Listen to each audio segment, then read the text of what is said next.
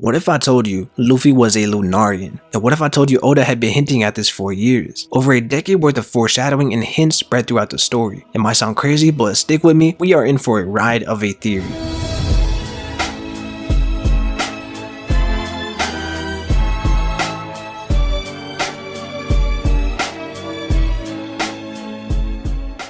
For years, Sanji's unexplained firefoot abilities always rubbed me the wrong way. In an arc where Oda attempts to explain something like Gear 2, Gear 3, Sanji out of nowhere gets a flaming Diable Jambe in the same arc. And for years, the only explanation of Sanji's abilities was a fiery passion burning through his body, and even worse, it spins so fast that he catches his own leg on fire and burns other opponents but doesn't burn himself. Sanji himself pointed out many times that him and Zoro are not your average Joes. They always knew they were superhuman in many ways. But with the recent events in Sanji during Onigashima, we have learned so much about Sanji's powers. I think you may know where I'm heading with this actually. Sanji is most likely a cyborg. We hear this from Queen, and a human genetically modified by his own father to possess traits of an extinct race. Queen states that he can't be a Lunarian, he must be a cyborg. This is definitely possible, especially now that we know about King being a guinea pig when he was so young. But more importantly, why is it that the main character Luffy somehow got the worst explanation in all of One Piece? Red Hawk. I used to think that Red Hawk was one of the worst and most BS powers in Luffy's arsenal, and I get what it's meant to represent, but there has never been any sort of explanation from Oda at all. I used to think that this was terrible writing and a terrible explanation from Oda. I think Red Hawk may have actually been intentional all along, because even with Sanji, we have the attempt of Oda explaining Diable Jambe, but with Red Hawk it was always up to us to determine why Luffy has this ability. Luffy using Ace's Fire Fist while in the water to punch a Fishman shouldn't even be in the least bit possible. It makes no sense whatsoever that he can use this attack in the first place, but then to generate fire while in the water to make Red Hawk even more broken. And today I will show you why this attack may be a hint at Luffy being the last of his kind.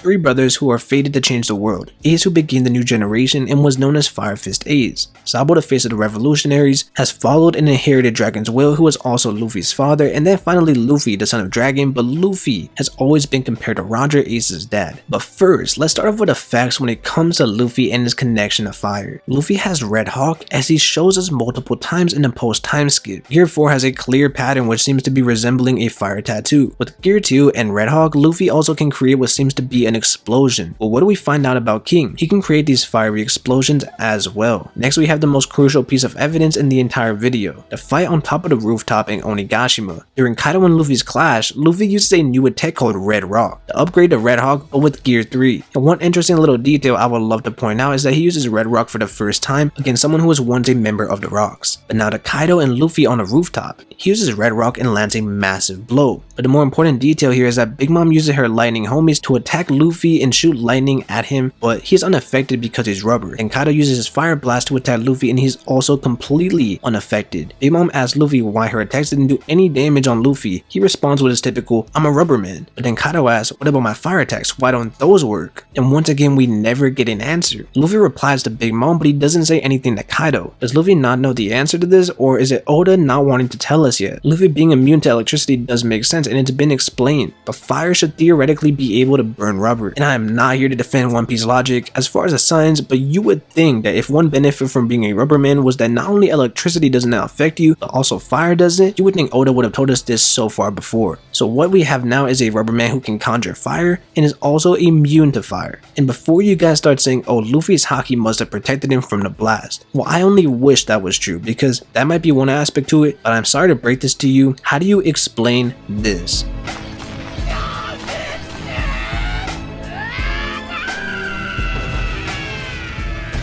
In Little Garden, Usopp shoots Luffy with an exploding fire bomb with the intention of burning his shirt off because they need to snap Luffy out of the mind control. And then you realize that Luffy is completely unaffected. Usopp purposely attacked Luffy to destroy the shirt. Luffy even thanks him for shooting a fire star at him. And then what happens after this in the same episode is even more insane, because Luffy has to find a way to melt the wax before it fully condenses his friends into statues. So what does Luffy do here? Luffy grabs Mr. 3, who is a candle. He uses the flame on top of his head to ignite a rope that was soaked in oil oil, and Luffy shoves Mr. 3's head into this and a massive explosion of fire erupts. Then the fire starts to melt the crew and Mr. 3 starts screaming in pain and that it's extremely painful and hot, and Luffy does not react. That's right, he is completely unaffected. We even see that his body is red like how it looks in Gear 2 when he gets hot, but Luffy has literally no expression of being in pain or hot or uncomfortable. Instead, the first thing that comes to Luffy's mind is that he has a massive concern for his friends. He says, what a big fire. Are they all going to be alright? I mean, what is this? Well, how can you explain this in any way? There was no haki introduced at this time and there was no real explanation that can correlate it. And I have to shout out Wizard of Voice for pointing this scene out to me because he knows I've been looking into Luffy being a Lunarian. I've been telling him about this for a long time, and so I gotta give him credit for reminding me about this scene. But then I have another scene I would like to bring up. Sanji versus Luffy. We also Luffy absolutely tanked Sanji's blacklight fire kicks for 8 minutes straight in anime. Luffy suffered a broken tooth and a bloody nose, but that was very likely from the impact and not the fire. Luffy was not using haki, he wasn't even guarding, so of course he'll be able to be knocked out when Sanji charges up a flaming wheel kick. But we see no signs of the fire being the reason for his knockout, and even then Luffy ends up getting back up a few minutes later, no burn marks, no scars, just a beatdown. And I know you're probably thinking, didn't Akainu's blast also give Luffy a scar? And the answer is yes, but remember Luffy was nowhere near conscious of when this happened. And yes, Luffy has also been seen panicking from being caught on fire before, but from what I can remember, these were always gag scenes, these were always just comedic anime moments, and feel free to prove me wrong on this. I think of this as the equivalent as Nami being knocked out by Luffy and injuring him for comedic effect. That should not be in any way possible. It happens often in One Piece, so I would argue it's a very similar case right here. And finally, we have a scene where Hyogoro the Wildflower calls Luffy the god of fire or fire god, depending on the translation, but same meaning, right? But with fire god, it can't be any more clear. A god of fire. How in the world has this been so overlooked when it happens in the same arc that we see Marco say that he's heard of a race of fire conjurers, and Marco realizes that King is a Lunarian because of his fire abilities. I've heard tales from long ago about the race of people atop the Red Wall who could burst into flames. It sounds exactly like Luffy, who was described when transforming into Gear 4, which has the fire tattoos as well, a god of fire. And we also know that Luffy can burst into flames with Red Hawk and Red Rock, even underwater. We also get introduced to the sun god in this arc. Fire can represent the sun in many ways, so they might be the same thing, but if you look at his sun god Nika, it looks like he may have possibly had the devil fruit that Luffy has as well. The way his body bends, the flexibility. The silhouette of Nika also does have the same hair as Hyogoro the Wildflower, whose hair bursts into flames when fully powered up. But I think this could also be a Lunarian because if you look at King, he has a fire in the back of his head. Overall though, way too many coincidences to overlook if you ask me. So I think you really get the idea of what I'm trying to say here. Luffy being able to create fire and being immune to fire as well makes no logical sense, no explanation given, but with Sanji starting to get explanations for his superhuman abilities, I now finally have faith that Oda will also have a reason for Luffy's fire abilities in the future.